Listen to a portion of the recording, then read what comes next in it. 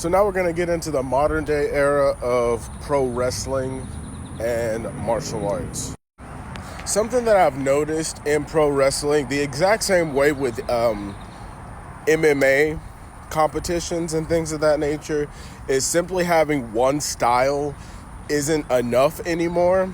Like, there's not somebody using solely one martial art in terms of pro wrestling, the same way there's not anybody using one singular martial art in MMA. There are very few exceptions, like Speedball Mike Bailey being a Taekwondo practitioner and a pro wrestler. So, a lot of his Taekwondo, not only stances, acumen, speed, things of that nature are translated very well into pro wrestling. But then you have basically people who are from the hybrid school of pro wrestling and things of that nature. Old schoolers like Minoru Suzuki, who uses a style of pancrase in pro wrestling that translates very well primarily because it's a form of hybrid wrestling. And then you have men and women both using MMA in their pro wrestling as well. Matt Riddle is one of those that come to mind. Same with Ronda Rousey, despite what you all may think of her. And Marina Shafir from AEW as well.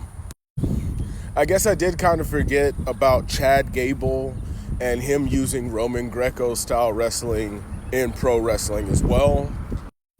And Shinsuke Nakamura using basically martial arts holds, kicks, and strikes in his strong style of pro wrestling. From what I remember, he actually had a few MMA fights, or at least one major MMA fight, when he was representing New Japan against K1, I think. If I'm wrong about that, make sure you let me know. Of course, then you have people like CM Punk who use Muay Thai kickboxing, who also had a couple of MMA fights in the UFC and things like that, despite how horrible that might have gone for him. And not a lot of people know this, but Kenny Omega actually has an extensive MMA record with many, many victories over some very well-seasoned martial artists, by the way.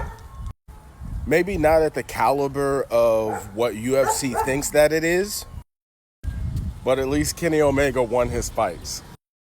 But these are just a few more examples of martial arts being translated into pro wrestling. One of the things I really like about pro wrestling is the ability to literally make anything either into a gimmick or a wrestling style. But these are just my thoughts. Let me know what you think in the comment section below.